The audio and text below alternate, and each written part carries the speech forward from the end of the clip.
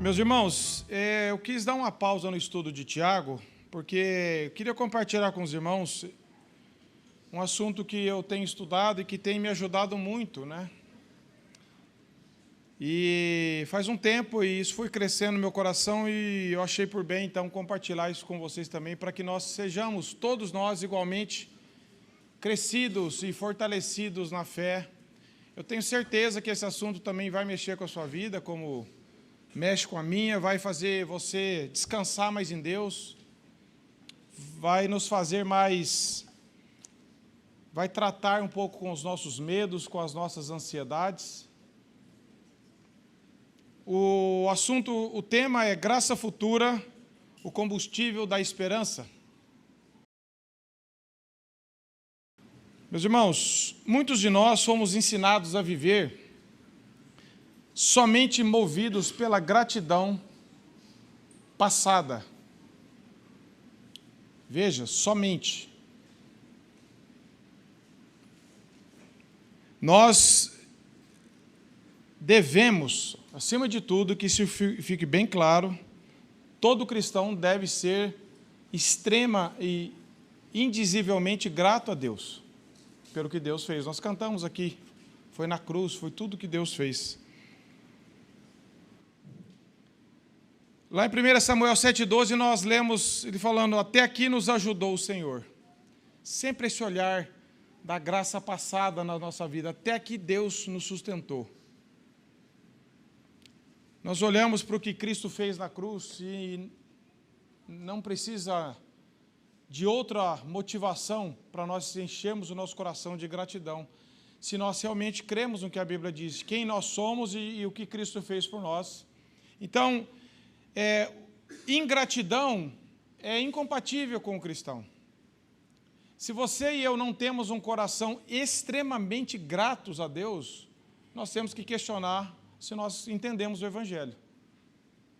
Nós temos que nos questionar, Senhor, se eu sou um murmurador, se eu ainda estou esperando algo acontecer para que eu seja grato a Deus, eu não entendi o Evangelho. Deus já fez tudo por nós na cruz. Quando Jesus deu a vida dele por nós, ele disse, está tudo consumado. Não tem mais nada além do Evangelho, porque não existe nada. Não é que não tem porque, que pena não tem, é porque não existe. O Evangelho, Cristo é tudo para nós. E se nós não olhamos para Cristo, para a cruz, e o nosso coração não transborda de gratidão, não apenas de palavra de gratidão, como hoje virou um mantra, gratidão, gratidão, a pessoa não sabe o que é isso, é um vazio, né? Acha que colocar as mãozinhas junto é gratidão, e falar atrai gratidão, virou um negócio místico. Mas eu estou falando de uma gratidão de você olhar para a cruz, para a vida de Cristo, e falar, Senhor, meu coração transborda de gratidão pelo que o Senhor fez por mim, porque eu não merecia isso. Se a nossa gratidão é pequena, o nosso orgulho é grande. Eu acho que eu merecia, ou que eu não precisava tanto assim a vida de Cristo para mim. Foi legal, foi bom, mas... Então, a gratidão está proporcional à minha própria visão, que a Bíblia diz quem eu sou. A verdadeira vida cristã se baseia em você olhar para a cruz o tempo todo e agradecer todos os dias pelo que Cristo fez por você e por mim. Mas existe um outro lado da graça, que é a graça futura. É isso que eu queria falar com os irmãos. Por um lado, meus irmãos, nós podemos estar vivendo a vida cristã apenas olhando para o passado, olhando pelo retrovisor, sem qualquer esperança. Como se eu olhasse assim, Deus me salvou, Deus cuidou de mim até aqui, mas... será que vai continuar? Será que Deus vai continuar a obra na minha vida?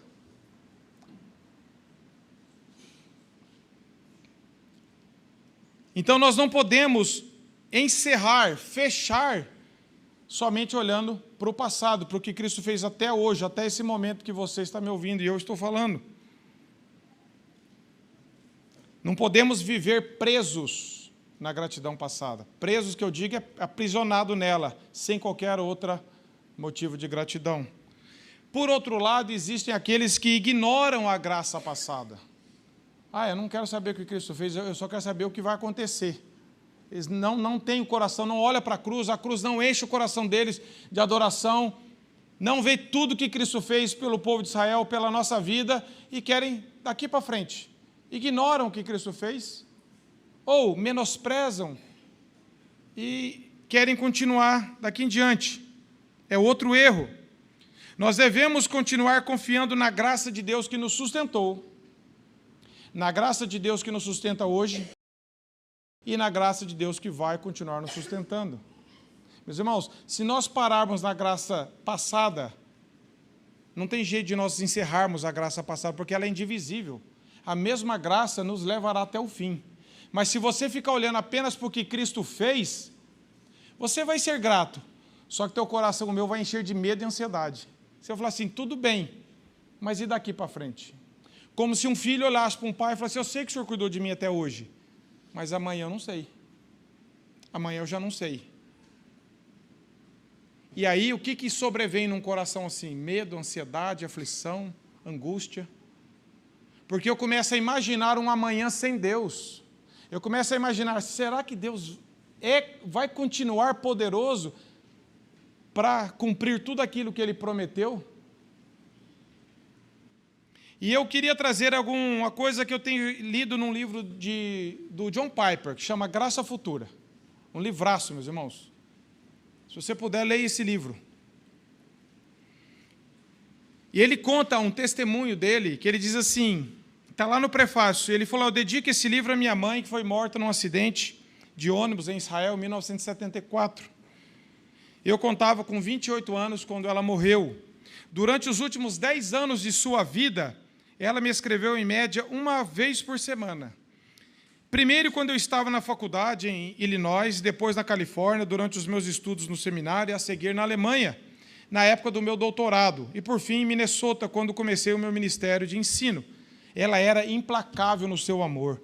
Era muito raro vir uma carta sem uma citação das Escrituras. Ela já me havia saturado com a palavra de Deus quando eu era menino. Ela continuaria a me saturar como homem. De todos os textos citados por minha mãe, um predominava. Acho que deve ter sido o predileto dela. Ao menos era o que ela considerava de maior necessidade para mim.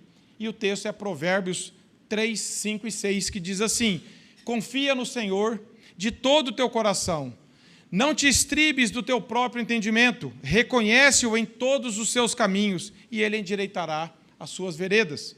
E ele continua, ao longo dos anos eu descobri que esse trecho é um chamado à vida pela fé na graça futura. O chamado a viver pela fé está nas palavras, confia no Senhor de todo o teu coração. A referência à graça futura está nas palavras, e ele endireitará as tuas veredas. Mês após mês, a minha mãe me encorajava a viver pela fé na graça futura. Ela me desafiou a confiar no Senhor e me mostrou que o foco da minha confiança é o que Deus prometeu fazer por mim no futuro. E ela diz, filho, o Senhor vai dirigir os seus caminhos, confie nele, confie nele. Este livro é um tributo ao legado da exortação da minha mãe. Ela me ensinou a viver a vida entre as duas linhas do hino Amazing Grace, né? Maravilhosa graça. A primeira linha diz, é a graça que me trouxe até aqui. A segunda linha diz, é a graça que vai me levar para casa. Antes que eu pudesse explicar, aprendi que crer na primeira linha, é a graça que me trouxe até aqui, fortalece a fé na segunda linha, é a graça que vai me levar para casa. E ela me capacita a obediência radical a Jesus. Então, ele dá esse depoimento, que a mãe dele mandava esse texto, confia no Senhor de todo o teu coração, e ele endireitará as tuas veredas. E essa confiança no Senhor, e a confiança na provisão dele, sustentava a vida dele. Nós não podemos, meus irmãos, pensar em graça futura só assim, eu sei que eu vou para o céu, eu sei que eu estarei com Cristo eternamente, mas e até lá? E até lá? Será que Deus nos deixará soltos por aqui? Graça futura, meus irmãos, é a graça que também nos levará para o céu, é a mesma, mas é a graça que está nos sustentando nesse próximo fôlego de vida que Deus está nos dando. No próximo segundo, na próxima palavra que você for dar, no próximo olhar que você, no próximo piscar de olhos. Isso é graça futura também. é o que nos mantém aqui até o final dessa reunião, se Deus assim permitir. Graça futura não é somente olhar para o perdão de Deus na cruz, apenas, claro, né? Porque inclui mais do que isso no todo. Não falar, ele pagou os meus pecados, mas agora eu estou abandonado. Como se um juiz perdoasse você de uma pena de morte, mas falasse assim, eu não quero saber mais de você, vai viver a sua vida. Você recebeu o perdão, mas você não tem nenhuma promessa futura. Deus nos perdoou e nos adotou como filhos. Você é meu filho. E essa adoção nos dá descanso, porque Ele vai cuidar de nós. É a promessa dEle. Graça futura é o poder de Deus em nos preservar. Essa fé na graça futura não é somente saber que Jesus morreu pelos meus pecados. O que inclui nisso é que Jesus continuará me salvando dia a dia de mim mesmo, me dando poder e me sustentando em meio às aflições e às tribulações da vida. E o primeiro tópico que eu queria falar, meus irmãos, olhando para o texto de Hebreus 9, 14 a 16, que fala, eu não vou pregar expositivamente esse texto, mas ele fala da graça futura. Hebreus 4, 14 a 16, ele dá esse pano de fundo do que é graça futura. Outros textos também. Diz assim o autor de Hebreus 4, 14 a 16, principalmente o 16. Tendo, pois, a Jesus, o Filho de Deus, como grande sumo sacerdote que penetrou os céus, conservemos firmes a nossa confissão, porque não temos um sumo sacerdote que não possa compadecer-se das nossas fraquezas. Antes, foi ele tentado em todas as coisas, a nossa semelhança, mas sem pecado. Acheguemo-nos, portanto, confiadamente junto ao trono da graça, a fim de recebermos misericórdia e acharmos graça para socorro em ocasião oportuna. Isso fala de graça futura. Acheguemo-nos confiadamente diante do Senhor para recebermos graça em ocasião oportuna. Meus irmãos, eu queria trazer um tópico, queria que você prestasse atenção para você não confundir as coisas, e eu também para não explicar confusamente. A gratidão, ela é indispensável na vida cristã, eu já falei sobre isso. É algo inegociável, é uma contradição um cristão ingrato. Mas a gratidão não é tudo. Há um perigo de nós pararmos na gratidão passada e não olharmos para as promessas de Deus, para os nossos cuidados. Por exemplo, 1 Tessalonicenses 5,18 fala, em tudo dai graças, pois essa é a vontade de Deus. É indiscutível, meus irmãos. Colossenses 3,17 também fala isso. Quem não tem um coração grato pelo que Cristo fez na cruz, eu volto a repetir, não entendeu o Evangelho. Se você e eu não temos um coração grato, nós não entendemos o Evangelho. Mas o perigo está também quando essa gratidão se transforma em uma moeda de pagamento. John Piper chama isso de a ética do devedor. Como que funciona isso? Eu só estou olhando para trás. Eu sei que Cristo fez por mim, agora eu tenho que pagar essa graça passada com uma obediência. Então, já eu estou anulando a graça porque eu estou fazendo uma transação comercial. É como se você me convidasse para ir na sua casa, e pode me convidar, ou eu convidar você para ir na minha, e nós ficarmos gratos pelo convite. Mas o que vai acontecer? Agora eu estou te devendo uma também. Você fez uma graça, você foi gracioso em me convidar. Só que a graça nos expõe, e aí eu falo, puxa, agora eu estou devendo uma para ele também. Agora eu vou ter que pagar a visita dele. Aí quando eu chamo, eu falo, agora estamos zerados. Ninguém deve para ninguém. Então, na vida cristã, nós podemos usar a gratidão como uma moeda de troca, meus irmãos. Isso é terrível. Não como uma forma de adoração, mas como uma forma de nós pagamos parceladamente o que Cristo fez. Ó, tudo bem que o Senhor fez, mas eu também estou sendo grato, olha para mim, olha para mim. Então, devagarzinho, eu estou tentando saldar a minha dívida. E sabemos que isso é uma heresia. Você faz algo bom para mim, agora eu me sinto um devedor seu, no sentido de, em vez de eu receber a graça que foi imerecida, falando, agora deixa eu torná-la merecida com a minha gratidão. E você começa a querer usar algo que é correto, que é a gratidão, mas como se fosse uma moeda, uma transação. Você está querendo anular a graça, porque a graça nos expõe. Nós temos dificuldade de falar, eu não posso pagar isso, só recebo. Deus queria que a gratidão fosse uma expressão espontânea de prazer na dádiva da bondade de outra pessoa. E John Piper diz, ele não queria que fosse um impulso para você tentar retribuir algo para Deus. Não tenta retribuir com Deus, nem com a gratidão. A gratidão, meus irmãos, não anula a graça. Não anula. Ela exalta a graça. Se você e eu tivermos uma gratidão correta, ela vai ecoar a graça, ela vai engrandecer. Falar, Senhor, eu não tenho o que fazer para pagar isso. Eu sou grato porque é impossível não ser grato diante do que o Senhor fez por mim, mas eu não estou tentando saldar uma dívida, eu não estou tentando, falar, agora eu vou tentar, né, sair um pouquinho por cima. Não, Senhor, é que é impossível não ser grato. Então, na minha cabeça, eu não estou achando que a gratidão é uma obra minha. Sabe? Eu estou tendo uma obra agora de gratidão, eu devagarzinho eu estou... A gente vai falar, eu sou mais grato que você. Não, eu então. Aí você começa até a competir, porque já começa a ser uma obra. E não é essa a intenção da gratidão.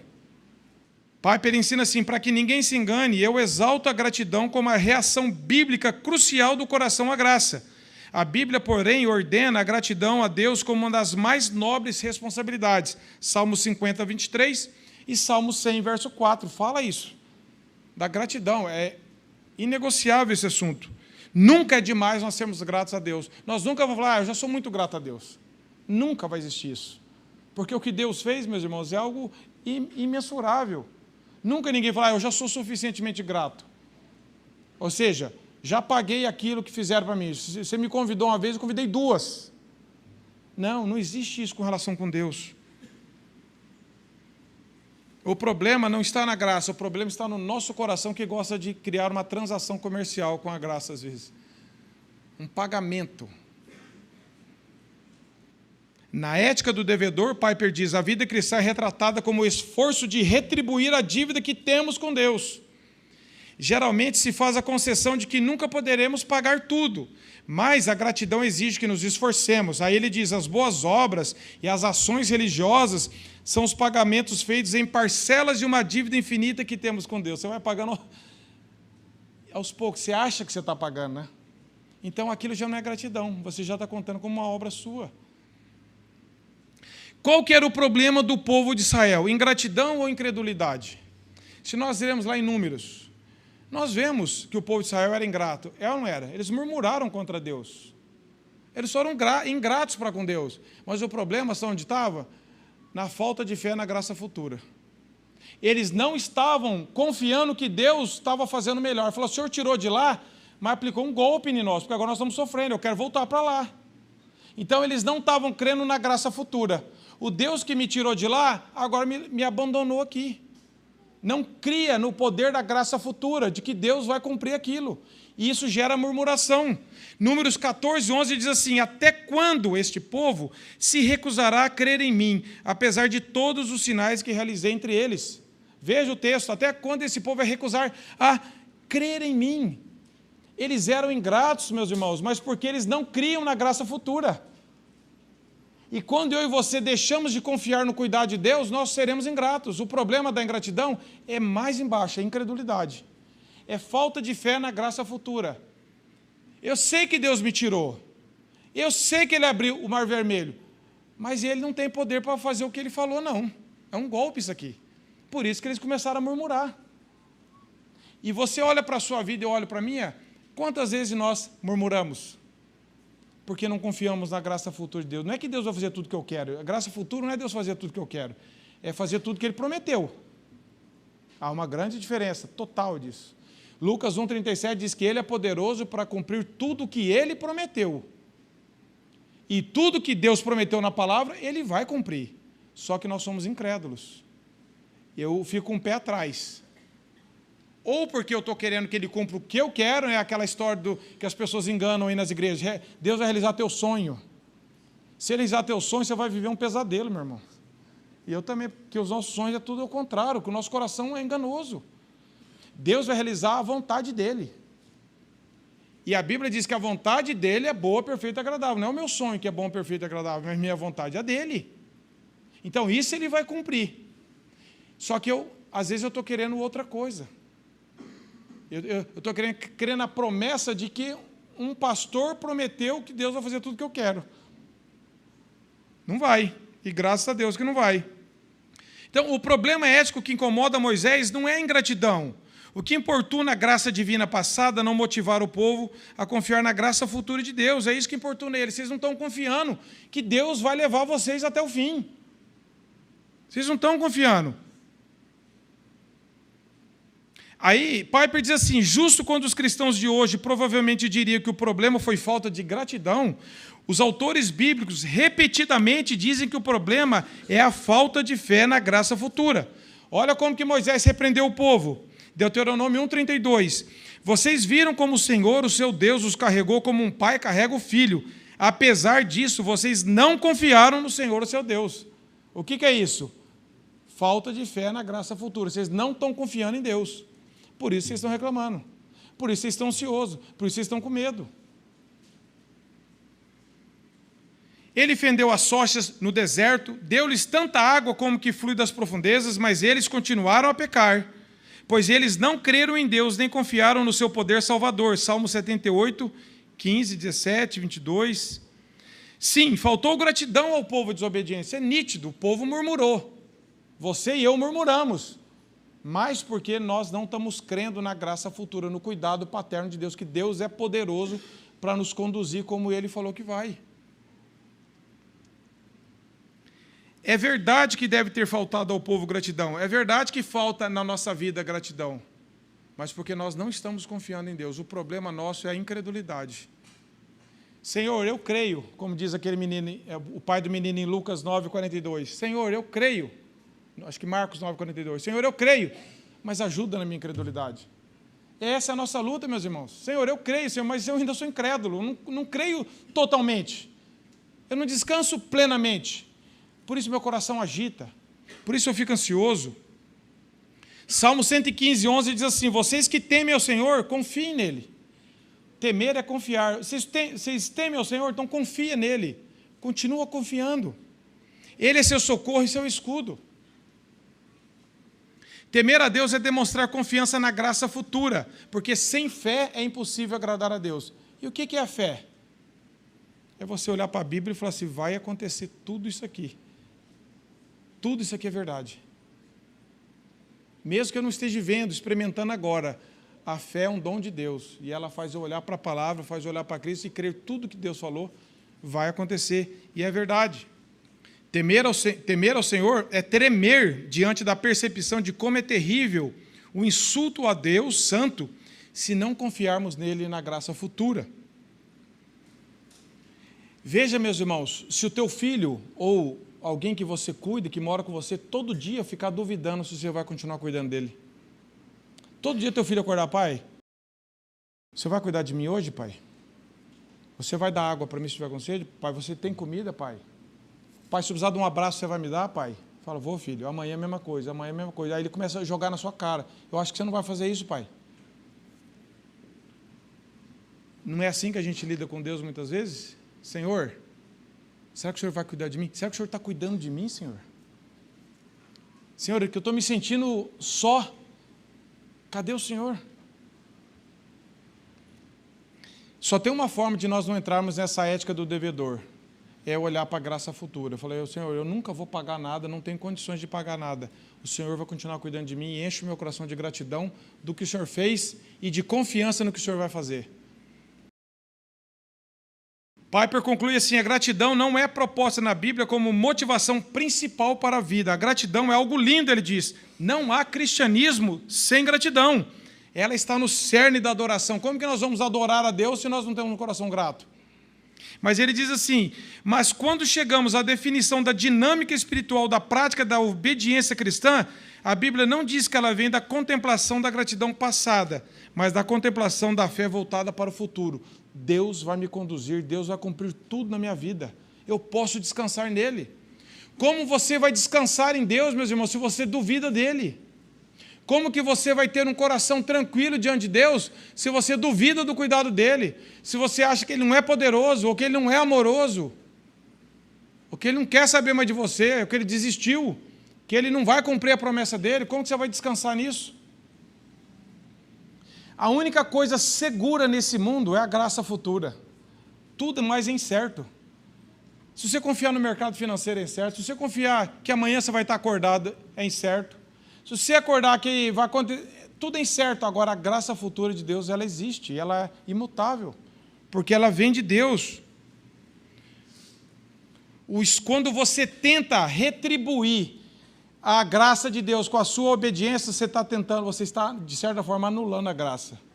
Porque graça é graça, não tem como pagar. Então, meus irmãos, concluindo esse tópico, graça passada exalta a gratidão, mas a graça futura, ela nos enche de confiança e alegria e descanso. Você pode olhar para trás e falar assim, eu tenho confiança no que Deus fez. Mas se você não olhar para frente e falar assim, Deus vai completar a obra, como nós lemos em Filipenses 2,12, você vai ficar com medo. Se eu falar assim para você, ó, se você for de ônibus daqui para São Paulo, e o cara fala assim, ó, eu vou te levar para São Paulo, o motorista fala, esse ônibus vai parar em São Paulo. Aí anda 100 km, ele para. Se você confia no motorista ou na empresa, fala, não, fica tranquilo, eu vou para São Paulo. Se você desconfia, fala, sabia, falou que ia me levar 100 km, já. Isso é um exemplo pobre, meus irmãos. E às vezes a gente está vivendo, algo acontece na nossa vida que a gente acha que foi fora do que a gente esperava. Está vendo? Deus não... É porque a gente está confiando na nossa força. Ou que Deus vai fazer tudo do jeitinho que eu quero. Mas Deus está nos conduzindo, Deus está trabalhando o nosso caráter, a nossa confiança nele. Ele tem todo o poder, controla todas as coisas, e nós temos que ter a gratidão como forma de adoração, não de pagamento, não de retribuição. É uma forma de adoração. A Bíblia nos manda ser assim. Segundo ponto, meus irmãos, graça futura. O que é graça futura? Já tenho falado, é o favor prometido a nós para cada necessidade que enfrentamos. Eu sempre gostei muito daquele texto de Mateus. Abra aí, irmãos, o Evangelho de Mateus, capítulo 28.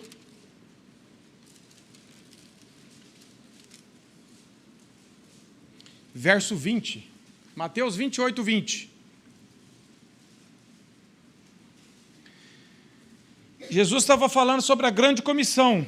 Ele fala assim no 18, só para nós pegarmos o contexto aqui bem próximo.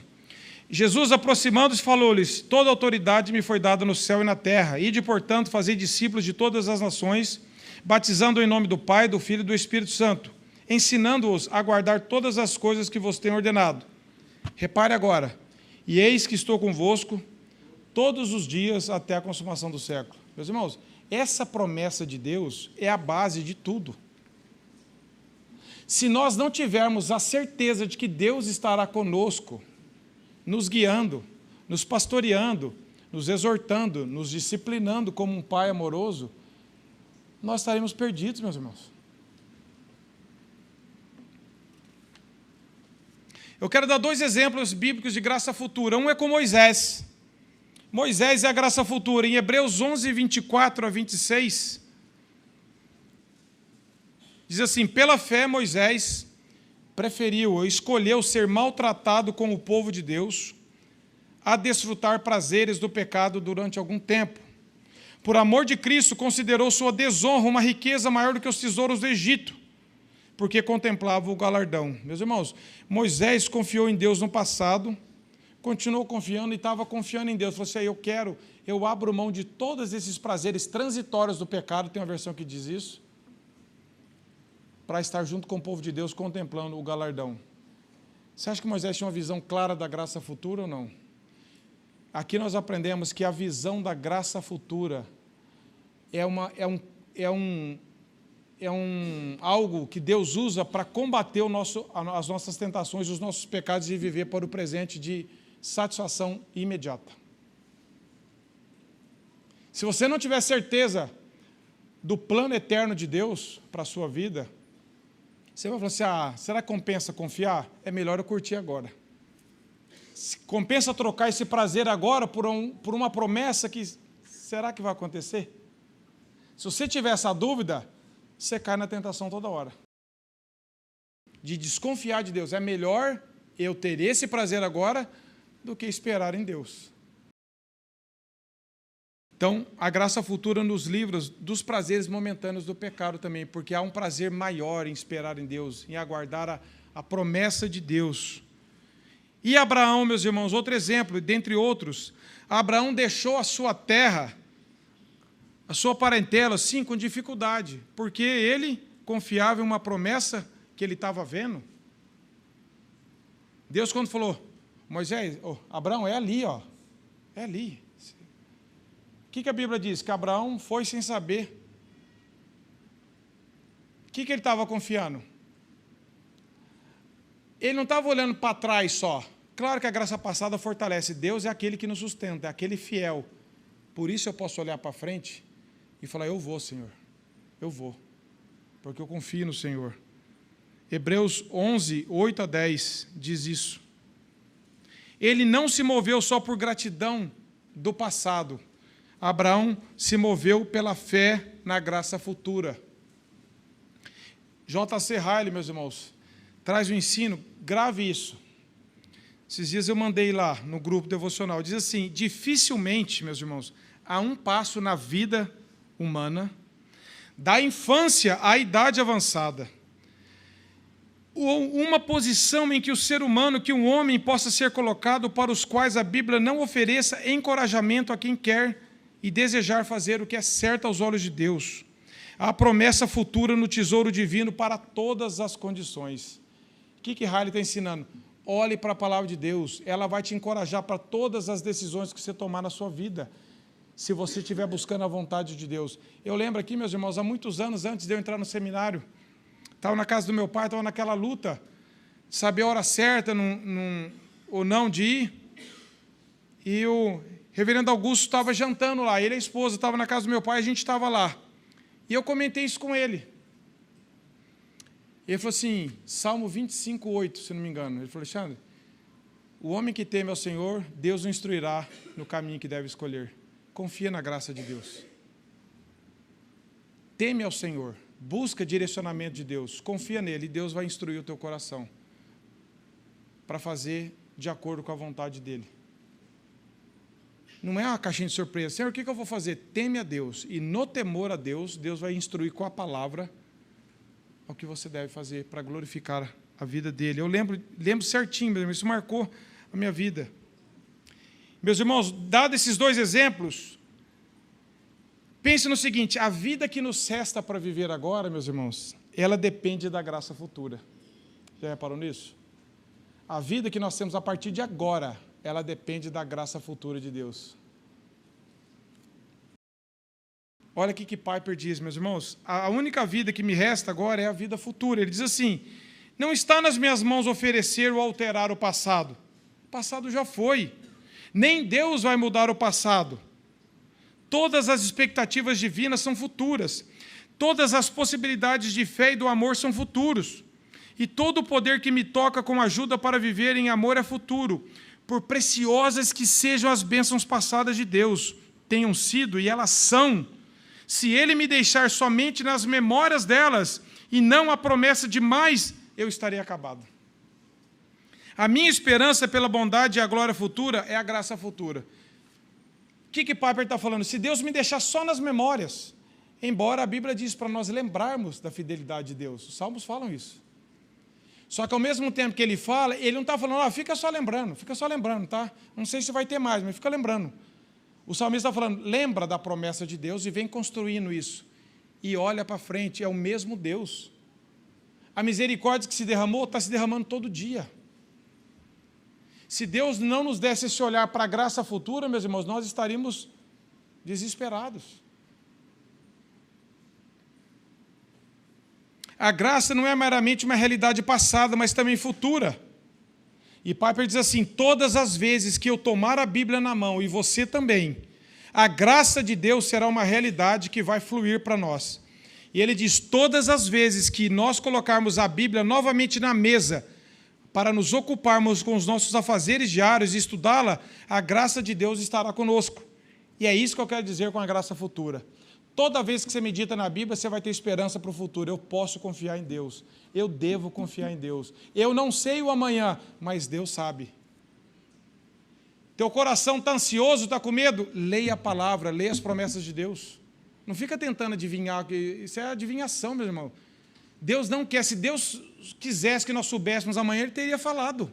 Por isso que Ele diz, basta cada dia o seu próprio mal, confie em Deus hoje. E amanhã? Amanhã Ele vai dar graça para você continuar confiando. Isso é graça futura.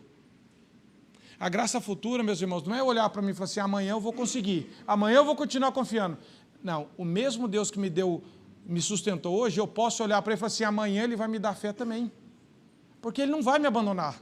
Se eu sou um filho de Deus, Ele não vai me abandonar. Então, agora eu quero trabalhar 3 tópicos com vocês, a graça futura e os nossos medos. Qual a relação da graça futura com os nossos medos? Salmo 56, 3. Anote esse texto, é um versículo. Mas quando eu estiver com medo, confiarei em Ti. O que é isso? Quando o meu coração estiver com medo, Senhor, me dê fé para continuar confiando no Senhor.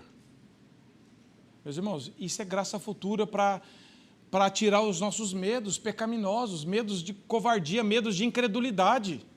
Todos nós lutamos com medo, meus irmãos. Todos nós.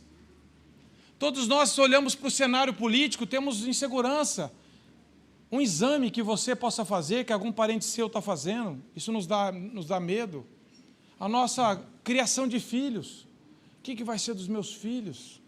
Você pensa nos seus, da igreja, da minha vida, Senhor. E o nosso coração vai olhando para as circunstâncias e nós vamos afundando de medo. Você vai ler o cenário, você vai ler o noticiário, você afunda. Você não quer mais ser de casa.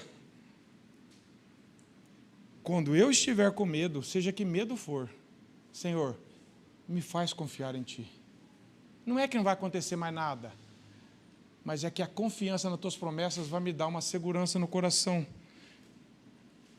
Você tem medos, eu tenho medos, meus irmãos. Essa ideia de que nós não temos medo é uma mentira. O nosso coração tem medo das coisas, porque nós não somos... O nosso coração quer nos enganar, achar que nós somos semideuses. Não tem medo de nada. Tem sim. Nós queremos mascarar isso. Mas quando você está sozinho, tem hora que você se pega e fala, Senhor, misericórdia. Não quero nem abrir esse exame. Não quero nem ver aquela resposta do emprego. Estou com medo. Alguém te liga, você não atende. Estou com medo de atender essa ligação. Estou com medo de confiar em Deus amanhã. Eu tenho que fazer uma viagem, tenho que fazer aquilo. O salmista não está falando assim, ó, quando o medo vier, isso prova que eu não sou crente. Não, ele não está falando isso. Porque o cristão tem medo, meus irmãos. O problema é que o ímpio, quando tem medo, ele vai tentar mascarar o medo, vai tentar anular, ou ele vai entrar num desespero total. O cristão tem onde se ancorar o medo dele, que é na palavra de Deus, que é nas promessas de Deus, que é na graça futura. Senhor, o Senhor nunca vai me abandonar. É promessa sua, está lá em Mateus 28, 20. Para onde você e eu devemos olhar quando o nosso coração está com medo? Você vai abrir o jornal, vai ler? Você vai ver a próxima eleição, quem que vai estar? Nós temos que olhar para a palavra, meus irmãos. E às vezes o medo não vai embora assim. Deixa eu ler aqui. Mas o medo não foi embora? É no estudo diário, na confissão a Deus. Senhor, tem misericórdia de mim. Senhor, meu coração está medroso, Senhor. Aonde eu estou confiando? Aí nós vamos ver. Você está depositando sua confiança em homens, em circunstâncias. A Bíblia diz em 2 Timóteo 2,1, devemos nos fortificar na graça que há em Cristo Jesus. Fortificar na graça é buscar em Deus, confiar nele. Senhor, eu estou com medo. Mas o salmista diz, quando eu estiver com medo, eu vou confiar. Senhor, me dê fé para isso. Graça futura em nossas aflições. Um dos grandes adversários da santidade e da piedade, meus irmãos, sempre foi a aflição. Satanás sempre usou aflição, perseguição, também para amedrontar-nos. Mas quando nós estudamos a história da igreja, no 3º século, mais ou menos, o período que houve mais perseguição foi onde a igreja mais cresceu. Dá para entender? Eles achavam que diz que o sangue dos mártires era a semente da igreja. A aflição sem Deus, sem um coração que teme a Deus, meus irmãos, ela acaba com a nossa vida. Não precisa nem ser uma coisa grande. qualquer aflição, sem nós dependermos da graça, nós somos destruídos. Aí nós lemos lá em João 16:33, que Jesus disse, nesse mundo passais por aflições, mas, ó, graça futura, tende bom ânimo, olha para mim, continua confiando, eu venci. Não é que você nunca mais vai ter aflição na tua vida, é que Deus vai te dar graça no meio da aflição. Agora, se você não olhar para Cristo, para onde você vai olhar? Não tem mais para onde olhar, meus irmãos. O poder da graça futura é, tende bom ânimo. Jesus, em João 14, também ensina isso para os seus discípulos, quando eles estavam com medo. O que Jesus falou? Não se turbe o vosso coração, credes em Deus, crede também em mim. Eu vou para meu Pai e vou fazer morada para vocês. Graça futura. Vocês estão com medo? Não se turbe, vocês não têm um coração turbulento, não têm um coração com medo. Creiam em Deus, creiam também em mim, meus irmãos. O antídoto do medo e da aflição, do sofrimento, é continuar a crer em Deus. E nós não temos capacidade, mas nós pedimos, Senhor, me socorre. Não deixa eu me afastar da palavra, não deixa eu tentar buscar isso em outra situação. 2 Coríntios 12:9, quando Paulo estava orando para Deus tirar o espinho da carne dele. Nós conhecemos a história. O que Deus falou? Não, Paulo, isso não é o melhor para você. Sabe o que é melhor para você? A minha graça te basta. No meio da sua aflição, a minha graça te basta. Porque o meu poder se aperfeiçoa na fraqueza. Quando você fala assim, eu não tenho mais poder, eu não tenho mais condições. Quando nós caímos a ficha, né? Porque nós nunca temos, mas às vezes a gente acha que tem. Então a gente recorre. E aí nós lemos, Piper diz assim, nós vemos aqui na vida de Paulo, meus irmãos, o poder da graça sustentador de Cristo. Tem meia aflição que não foi aliviada. A aflição de Paulo não foi aliviada, o espinho continuou lá. Uma graça, Piper diz assim, uma graça concedida no meio de uma graça negada. Já reparou isso? Paulo pediu, Senhor, tira o espinho. Ele falou, não, eu vou negar essa graça, mas eu vou te dar outra. Que é você confiar no meu poder, isso vai bastar. Então, meus irmãos, tem hora que Deus não vai tirar o nosso problema, tem hora que Ele pode tirar, e tira, graças a Deus, é a vontade dEle. Mas tem hora que Ele não vai fazer isso, mas Ele nunca vai nos desamparar. Sempre Ele vai falar, a minha graça te basta. Senhor, eu não consigo, eu sei que você não consegue, mas a minha graça te basta. Meus irmãos, essa expressão, a minha graça te basta, meus irmãos, nós devemos ter ela gravada na nossa mente. Senhor, e se a situação não mudar, a minha graça te basta. É Deus falando conosco. Aí Paulo fala o seguinte, olha só como ele confiou na graça de Deus. Ele diz assim, portanto, no decorrer do capítulo 12, portanto, eu me gloriarei ainda mais alegremente em minhas fraquezas, para que o poder de Cristo repouse sobre mim. Ele estava olhando, o poder de Cristo vai estar cada vez mais abundante na minha vida. Paulo nem fala mais do espinho. A graça bastou ou não? Ele não ficou mais pedindo.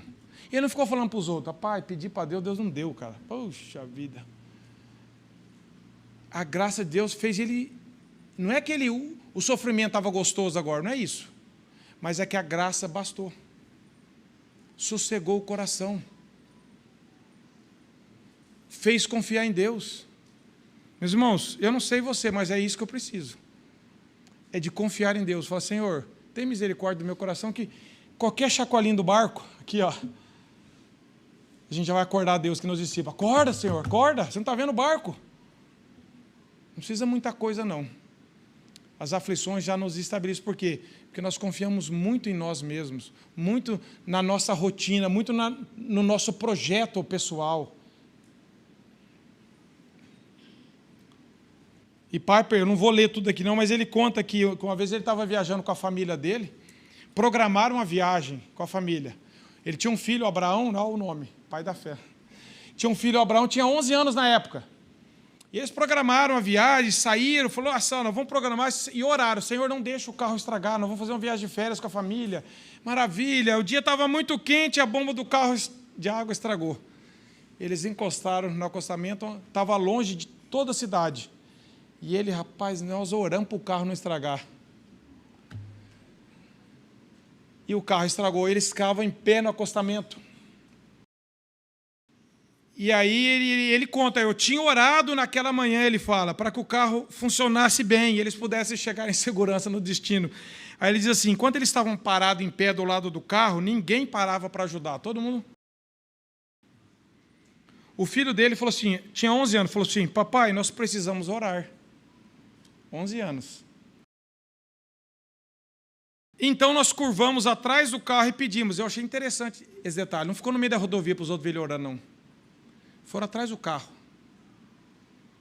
Vamos orar. Oraram. Olha só.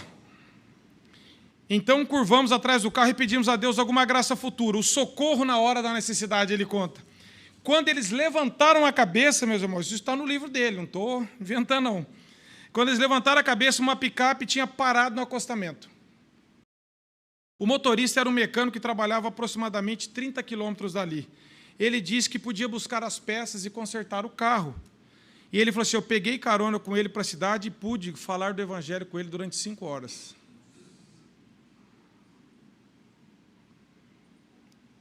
Agora, o aspecto extraordinário dessa resposta à oração foi a ocorrência dentro do círculo de uma oração negada. Deus deu uma graça dentro de uma coisa que foi negada, a viagem. Teve um problema, eles chegaram, mas na cabeça do pai não ia acontecer nada, nem o pneu ia precisar calibrar. Deus não atendeu aquele pedido dele, mas tinha um outro plano, eu vou fazer uma graça maior. Primeiro, ele fala assim, primeiro para você não desprezar a oração do seu filho. E segundo, para você saber que eu te dei a oportunidade de você pregar o evangelho durante 5 horas para uma pessoa que era incrédula. E depois vocês continuam a viagem.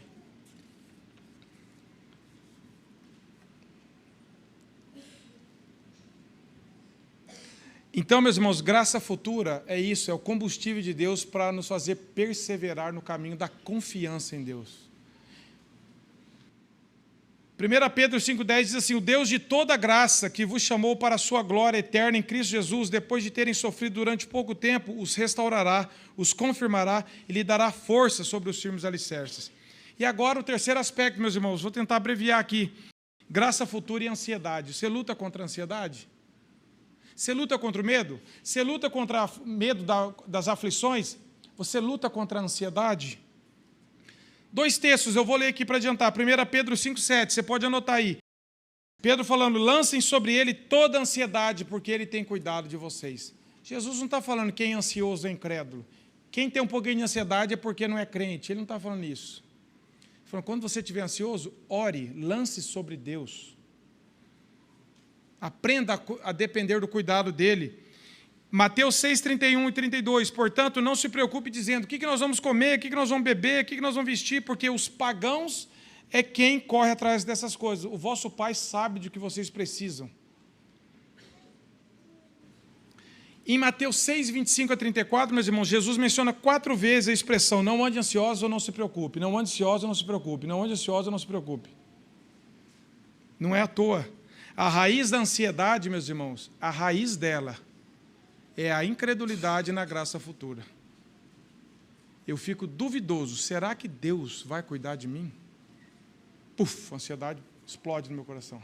Medo, ansiedade, tudo. E o combate a isso é orar.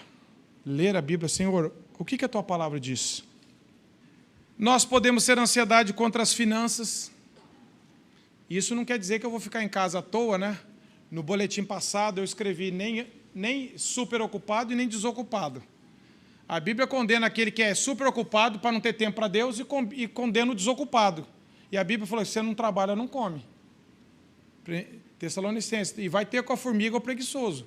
Mas também condena a superocupação, achando que o sustento está na minha mão. Se eu parar, o mundo para. Eu não posso parar. Eu sou a peça fundamental do mundo. Não, eu tenho que ter um limite. Então, se você tem trabalhado honestamente como cristão, tem dado um exemplo, tem trabalhado dentro do horário normal, dentro do normal, mesmo assim, às vezes, a ansiedade vem. E pode dar origem à cobiça, à ganância. A ansiedade, ela tem os seus companheiros. Piper diz isso. Os companheiros da ansiedade é a ganância, a cobiça. A ansiedade conta a ser bem-sucedido numa tarefa. Eu quero que todo mundo veja que eu sou o cara, que eu sou o profissional, que eu sou isso, que eu sou aquilo. pode deixar você irritado, mal-humorado, ríspido com seus funcionários. A ansiedade relativa aos relacionamentos pode deixar você retraído ou indiferente. A ansiedade com respeito a uma resposta pode fazer você encobrir a verdade, que você tem medo de encarar a verdade, que você está ansioso, é melhor eu não falar. A ansiedade, quando a ansiedade é combatida, meus irmãos, quando nós damos um golpe na ansiedade, nós estamos dando um golpe em muitos outros pecados. Quando eu começo a confiar na graça futura de Deus, eu estou combatendo a ansiedade. Filipenses 4,6, Paulo diz assim, não ande ansiosos por coisa alguma. O que é coisa alguma? É coisa alguma. É fácil? Não, não é fácil. Claro que não é fácil. Não é para mim, eu imagino que não deve ser para vocês também. Mas tem outro caminho? Não tem. Deus quer nos tornar dependentes dEle. Todo dia, Senhor, meu coração está ansioso. E nos levar a buscar na palavra, oração, depender dEle. Senhor, o que está gerando ansiedade? Qual que é a incredulidade no que? Senhor, tem misericórdia de mim, Senhor. É esse relacionamento.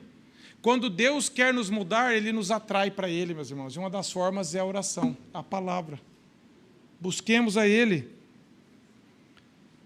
O verso 19 de Filipenses 4, que diz para nós não andarmos ansiosos, diz assim, o meu Deus suprirá todas as necessidades de vocês, de acordo com as riquezas em Cristo Jesus. E Piper diz assim, meus irmãos, quando ele está ansioso, quanto a algum empreendimento arriscado, ele medita em Isaías 41:10. Por isso não tema, pois eu estou com você, não tenha medo, pois eu sou o seu Deus. Quando eu fico ansioso pensando que o meu ministério é inútil e vazio, ele diz, eu combato a incredulidade com a promessa de Deus em Isaías 55:11. Assim também ocorre com a palavra que sai da minha boca, ela não voltará vazia. Confie na promessa de Deus. Senhor, não depende de quem prega, não depende de você evangelizar, você depende de Deus. Senhor, eu estou confiando no Senhor. Quando ele diz assim, quando eu fico ansioso, pensando que eu sou fraco demais, eu lembro, minha graça te basta. Confia em mim. Quando eu estou ansioso em relação às decisões para o futuro, ele diz, eu combato a incredulidade com a promessa, eu instruirei, o ensinarei no caminho que você deve seguir, e o aconselharei a cuidar, e cuidarei de você. Salmo 32:8 também está lá. Quando eu estou ansioso em relação aos oponentes, eu lembro que Deus é por nós. E assim ele vai falando de outras formas de ansiedade, ele sempre combatendo com a palavra de Deus, com as promessas de Deus. Meus irmãos, terminando, contra a ansiedade, não se prenda ao e se amanhã, e se depois de amanhã, e se... A gente entra numa espiral, meus irmãos, num redemoinho que a gente não sai. Confiemos, Senhor, o futuro, para o Senhor não tem futuro. Para mim tem. Para o Senhor não tem. E a Bíblia diz, o que eu vou gloriar no dia de amanhã? Senhor, basta cada dia, me ensina a viver o hoje, dependendo da Tua graça. E se o amanhã chegar para mim, com ele a Tua graça estará comigo. Que eu não faça nada que seja contra a Tua palavra. Na luta contra o pecado, confie na graça de Deus de preservá-lo contra a tentação. Busque força na palavra de Deus, na comunhão com Ele. Ele nos fortalece. A gratidão, ela é inegociável, indispensável, mas não fique preso nela. Olhe para o que Cristo fez e continue o caminho para o que Cristo prometeu fazer. Isso tira a nossa ansiedade, isso tira os nossos medos, porque a Bíblia diz que o Deus é o mesmo ontem, hoje e eternamente. E eu queria encerrar fazendo essa pergunta para você. Primeira coisa, você foi alcançado pela graça? Essa é a primeira pergunta. Você conhece o Evangelho da graça? Ou você está tentando conquistar o favor de Deus na sua vida? Não, eu tenho que ser uma boa pessoa para Deus me aceitar. Esquece isso, meu irmão. Esquece. A Bíblia diz, Isaías, que a nossa justiça é como um trapo de imundícia. Nós estamos mortos em nossos delitos e pecados. Não há quem busque a Deus. Não há um justo sequer, não há quem faça o bem. A salvação, diz Paulo, e toda a Bíblia é somente pela graça, mediante a fé, pela graça de Deus. É Deus derramando o seu favor a pecadores como nós que merecíamos justamente o inferno. Porque você está anulando Deus. Senhor, se eu fiz a tua parte, agora eu vou fazer a minha. Não tem a minha parte. Até a fé que nós cremos é um dom de Deus. Efésios 2:8. Pela graça sois salvos. Isso não vem de vós, é dom de Deus. Se você foi alcançado por essa graça, se você não foi, clame a Deus. Hoje, Senhor, me alcance com a sua graça, maravilhosa e irresistível. Se você já foi alcançado pela graça, você entende o que nós estamos falando, você entendeu o que a Bíblia diz. Mas talvez você esteja duvidando da graça futura. Você fala, eu sei que Deus cuidou de mim até hoje, eu sei, eu estou aqui. Eu sei que eu tive problemas e achei que seria o fim, mas Deus cuidou de mim. Mas que você possa, e eu também, nós possamos ser levados ao crer na graça futura. Senhor, o Senhor prometeu estar comigo. Eu não sei o que vai acontecer daqui 2 segundos. Não é amanhã, não é ano que vem, não. Eu não sei o que vai acontecer daqui ao meu próximo fôlego. Eu dependo da tua graça a cada passo, a cada respirar, Senhor. Tranquiliza o meu coração. Nada vai frustrar os teus planos, Senhor. Me dê um coração que teme, Senhor, que confia na tua graça passada, na graça presente e que o Senhor jamais vai abandonar os seus filhos. Porque isso traz descanso para nós, meus irmãos. Isso traz humildade. Humildade, falar, é só pela graça, mas também traz um descanso que nada pode nos dar e nada pode roubar do nosso coração. Eu estou aprendendo a duras penas isso, meus irmãos. Não é fácil. Não é fácil. Volta e meia nós pegamos nosso coração, aí nós temos que levar para a palavra, Senhor, tem misericórdia do meu coração.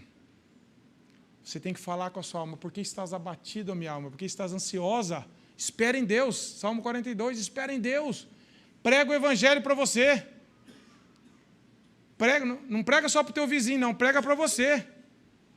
Espera em Deus.